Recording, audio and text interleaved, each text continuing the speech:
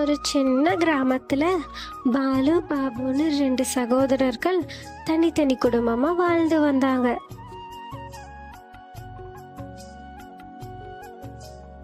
அண்ணன் பாலு ரொம்ப வருஷமா ஹோட்டல் நடத்திட்டு வரான்.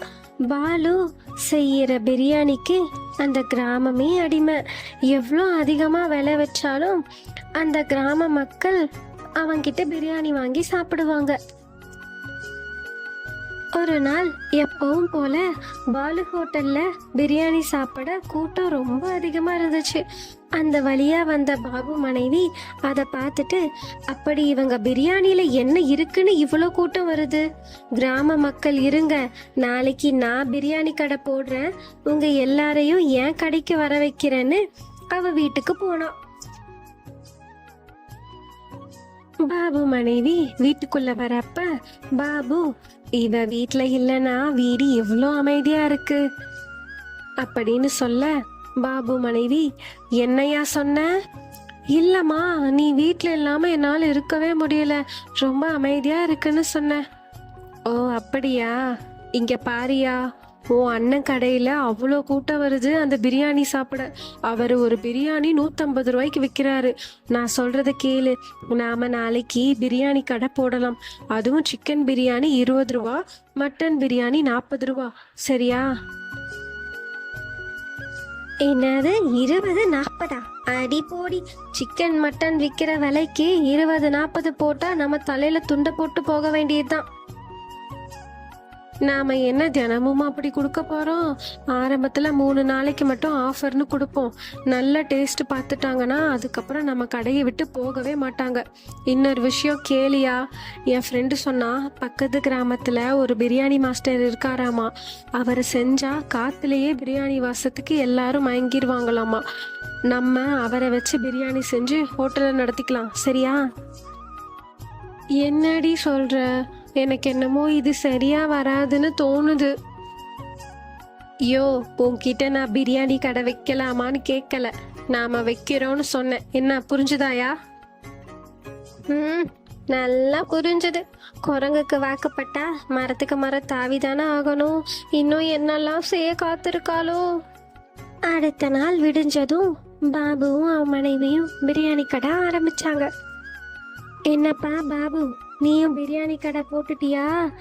சரி சரி, எனக்கு ஒரு மட்டன் பிரியாணி கொடு அப்படின்னு சொல்லிட்டு அவர் வாங்கிட்டு போய் சாப்பிட்டாரு. அதை பார்த்த கிராம மக்கள் எல்லாரும் பாபு கடைக்கு பிரியாணி சாப்பிட போனாங்க. ஆனா ஒருத்தர் கூட பாலு கடைக்கு பிரியாணி சாப்பிட வரல. என்னங்க இது, நம்ம கடை தானா? இப்படி ஒரு நாள் கூட இருந்ததே இல்லையே. இப்படியே போனா செஞ்ச பிரியாணி எல்லாம் வேஸ்டா போயிருமே அப்படின்னு அவன் மனைவி புலம்பனான். நீ எதுக்கும் கவலைப்படாத, நம்ம தம்பி கடை தானே, விடு பார்த்துக்கலாம். இன்னைக்கு வரலனா என்ன, நாளைக்கு கண்டிப்பா வருவாங்க. என்னமோ சொல்றீங்க, பார்க்கலாம் அப்படின்னு அவ சோகமா இருந்தா. ஒரு பக்கம் பாலு குடும்பம் சோகமா இருக்கிறப்ப இன்னொரு பக்கம் பாபு குடும்பம் ரொம்ப சந்தோஷமா இருந்தாங்க. யோ பாத்தியா எவ்வளோ பணம் சம்பாரிச்சிருக்கோன்னு, இப்படியே போனா நம்ம சீக்கிரம் பணக்காரங்களா ஆகிருவோயா. ஆமா கீர்த்தி, நீ ஆரம்பிக்கலான்னு சொல்றப்ப எனக்கு நம்பிக்கையே இல்லை. ஆனா இப்பதான் தெரியுது பிரியாணி கடையில எவ்வளோ லாபம் வருதுன்னு. அன்னைக்கு வந்த லாபத்தை வச்சு அவங்க 2 பேரும் ரொம்ப சந்தோஷமா இருந்தாங்க. ஆனா அவங்க சந்தோஷம் ரொம்ப நாள் நிலைக்கல. அடுத்த நாள் விடிஞ்சதும் வழக்கம் போல 2 குடும்பமும் பிரியாணி செய்ய ஆரம்பிச்சாங்க. எப்பவும் போல கிராம மக்கள் பாலு கடைக்கு பிரியாணி சாப்பிட போனாங்க. பாபு கடைக்கு ஒருத்தரும் வரல. பாபு ஒருத்தர்கிட்ட, இவ்வளோ கம்மியா பிரியாணி தர, ஏன் என்கிட்ட வாங்காம அண்ணன் கடைக்கு போறீங்கன்னு கேட்டான். உன் கடையில விலை கம்மியா வச்சா மட்டும் போதுமா? உன் கடையில இருக்கிற பிரியாணி ரொம்ப மோசமா இருக்கு. அதிக விலை கொடுத்தாலும் பாலு செய்யற மாதிரி தரமான பிரியாணி உன் கடையில இல்ல. இங்க பாரு, கிராமத்துல எல்லாரும் உன் மேல கோவமா இருக்காங்க.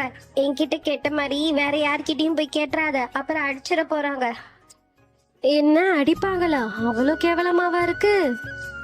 அண்ணங்கடை பிரியாணிய ஒருத்தங்கிட்ட வாங்கிட்டு வர சொல்லி பாபுவும் அவன் மனைவியும் பாலு கடை பிரியாணிய சாப்பிட்டாங்க. ஐயோ, என்ன உங்க அண்ணன் கடை பிரியாணி இவ்வளோ சுவையா இருக்கு. அதுக்கப்புறம் அவங்க கடை பிரியாணியை சாப்பிட்டு அவங்க துப்பிட்டாங்க. இப்பதான் தெரியுது நம்ம கடைக்கு ஏன் ஒருத்தர் கூட வரலன்னு. நான் ஆரம்பத்திலேயே சொன்னேன், என் பேச்சை கேட்டியா? அண்ணன் கடைக்கு போட்டியா நம்ம கடை போட வேணான்னு சொன்னேன்ல. இப்படிலாம் நடக்கும்னு எனக்கு என்ன தெரியும்? அண்ணா, ஒரு 5000 அட்வான்ஸா கொடுத்தீங்கன்னா ஊருக்கு போயிட்டு வந்துருவேன். கடையே இங்க நிரந்தரமா மூடுற நிலைமையில இருக்கு, இதுல உனக்கு அட்வான்ஸ் வேற வேணுமா?